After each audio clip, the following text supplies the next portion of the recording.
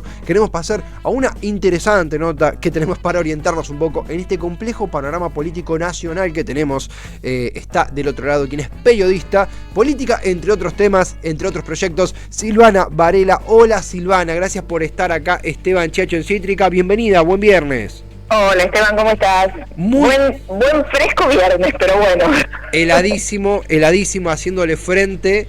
Tremendo. Por suerte la política está que arde. Está on fire.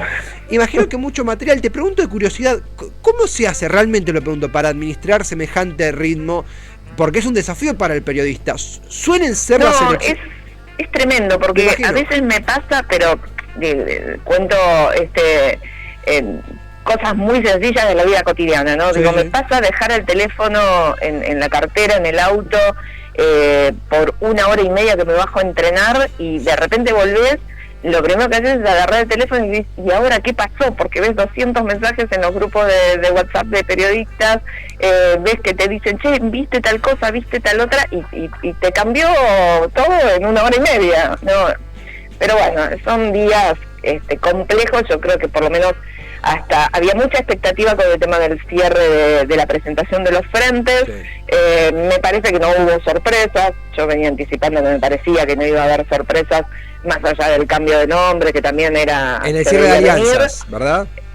Claro, no hubo sorpresas en cuanto a cómo se conforman las alianzas. Recordemos que lo único que se hacía en esta fecha, en el 14 de junio, era decir, bueno, este frente lo conforman tales y tales y tales partidos políticos, que en el caso de haber internas se van a comportar de tal manera con un reglamento que cada uno de los frentes confecciona. No hay un reglamento general por las leyes de las PASO que diga cómo se tienen que cruzar en el caso de internas.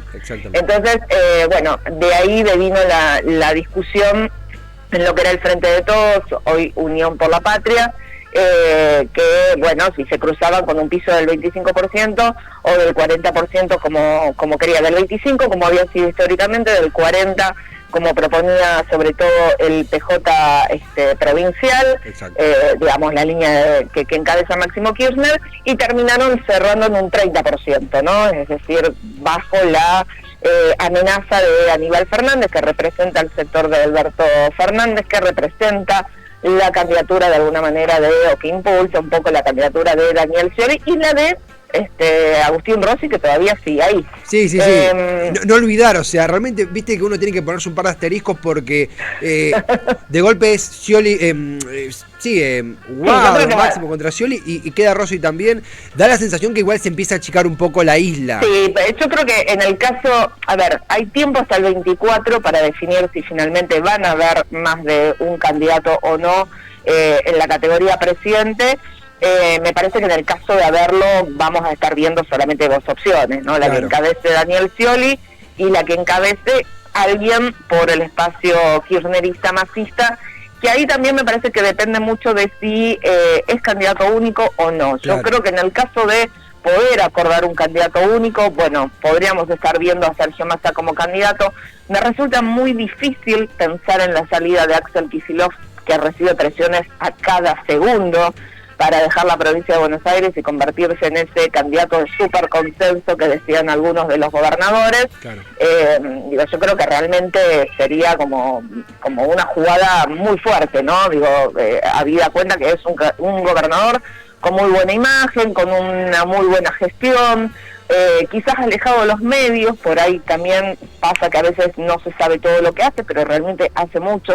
Los que vivimos en la provincia de Buenos Aires vemos esa transformación día a día en sus políticas de Estado, y me parece que sería un error político y de gestión, ¿no? Desplazar a un gobernador que viene haciendo este trabajo y que quizás con 4 años más puede consolidar algunos cambios estructurales que si no sabemos que son fáciles de borrar de un plumazo. Lo demostró el propio Mauricio Macri cuando asumió y quiso meter 2 miembros de la Corte por la ventana y derogó los 2 principales artículos de una ley de medios que había sido discutida durante años por todos lados, y la derogó de un plumazo, con un decreto. Entonces, los cambios estructurales realmente necesitan mucho tiempo para poder convertirse en algo que no pueda ser fácilmente derogable. Y Silvana, en tu lectura, ¿verdad? Porque además de la interna en el oficialismo que no se queda atrás, también mismo en la oposición, bueno, mencionabas el rol de Macri, hoy corrido al detrás de escena de Juntos por el Cambio, no por eso deja de armar, pero bueno, no está compitiendo como precandidato. En este contexto se da la situación de la especulación sobre los vices de Larreta y de Bullrich, el rol de la UCR. Hemos tenido, lo habrás escuchado, rumores hasta de que Manes puede ir de vice de Guado. Está muy desordenada la cosa. No, bueno, a ver, lo de Manes, vice de Guado, desde ya te digo que es un bolazo, o sea, eso no existe, no existió nunca. Sonaba. No, para nada, eso es un blef. Yo creo, esto digo, no es información, si querés olfato propio o una apuesta mía, yo creo que el vice de Horacio Rodríguez Larreta va a terminar siendo Gerardo Morales, a pesar de todo lo golpeado que está hoy en Jujuy, que también trasciende muy poco en los medios de alcance nacional. El paro docente, sí. No, incluso con una especie de poblada, de una manifestación que está en la calle permanente, porque hay un intento de modificación de cambios sobre la Constitución provincial que modifica las reglas electorales. O sea, es realmente importante lo que está pasando en términos políticos y de representación social en la provincia de Jujuy, y obviamente como es parte de algún tipo de acuerdo mediático no trascienden los medios nacionales como si trascienden algunas cosas cuando les conviene, ¿no?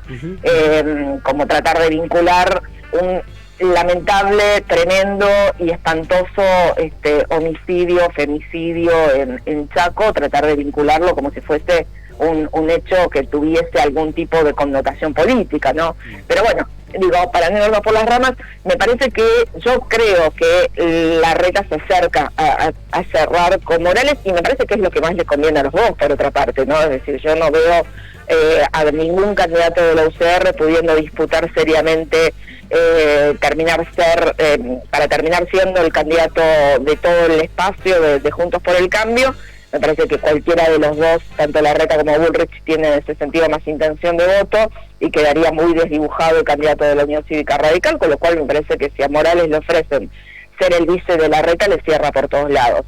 Y por el otro lado, me parece que Bullrich busca un poco lo mismo, pero quizás, había tentado a Cornejo incluso, pero quizás más justamente buscando una aladura, ¿no? Es decir, uno dentro del radicalismo, pero que represente una aladura y que terminen convenciendo a la UCR de tener esta especie de fórmulas cruzadas como para también evitar seguir dividiéndose entre ellos, y que gane el que gane, estén representados por lo menos las dos patas más importantes que tiene Juntos por el Cambio, que son el PRO y el radicalismo. Me parece que después habrá que ver cómo llevan sus internas.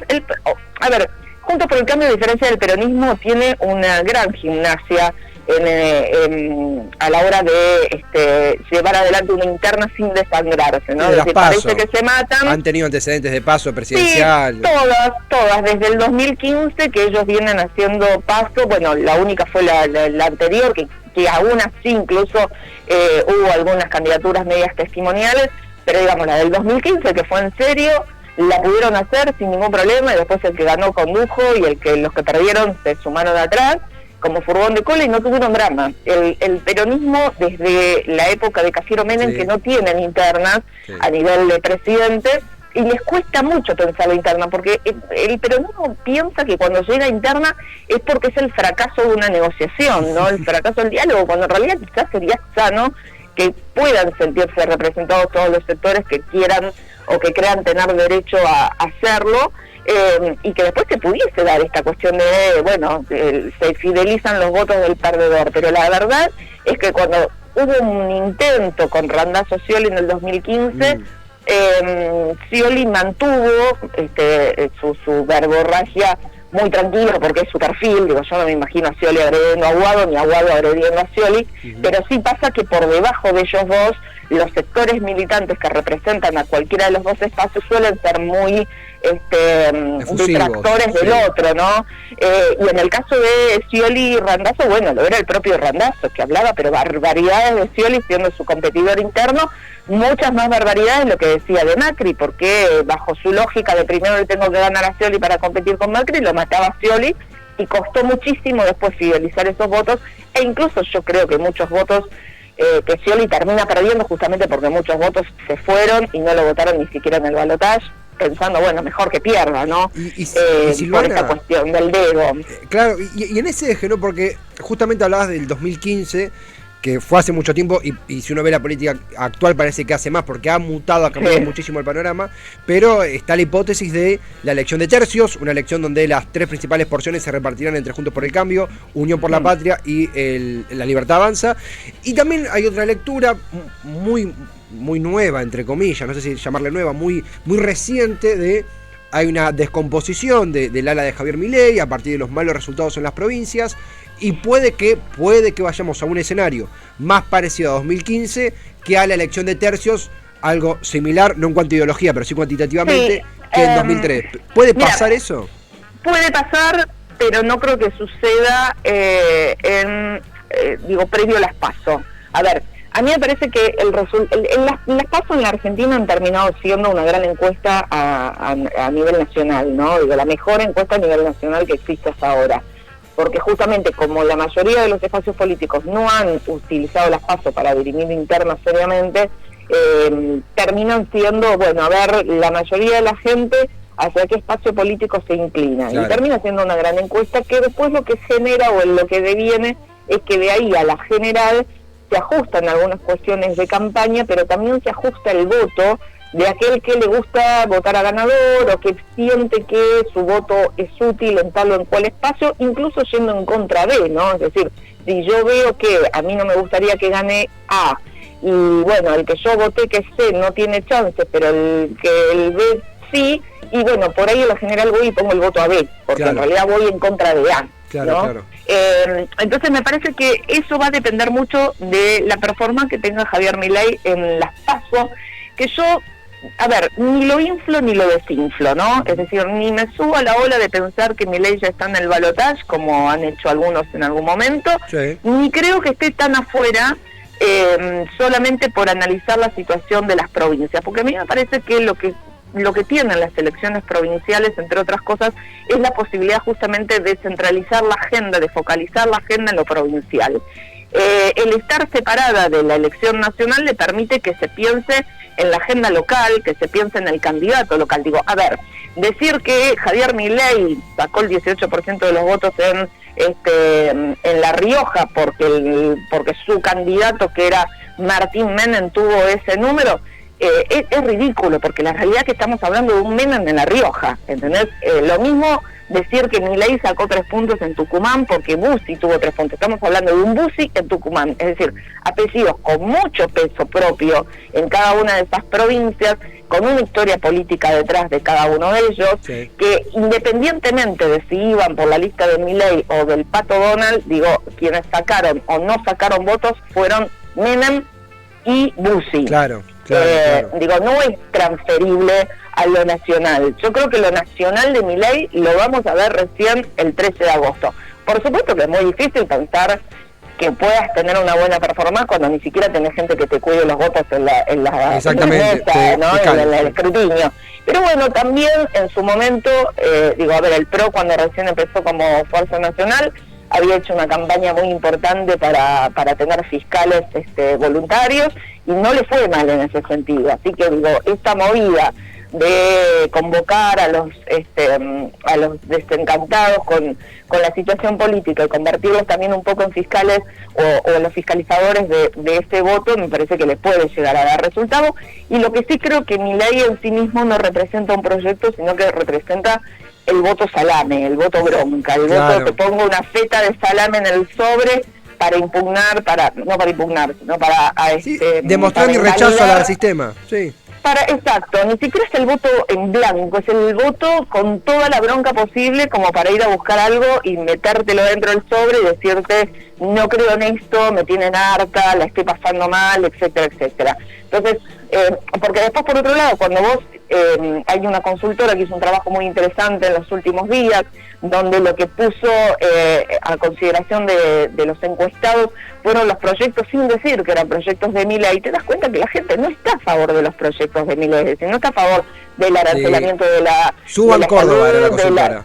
Claro, no está a favor del arancelamiento de la salud, de la educación, de bajar salarios, de bajar jubilaciones, ni siquiera está a favor de reducir el empleo público, el empleo estatal, porque el empleo público, cuando uno dice, no, porque los estatales, a ver, los estatales son también los policías, los estatales son los médicos, los estatales son los empleados de reparticiones públicas donde vos tenés que ir a atenderte.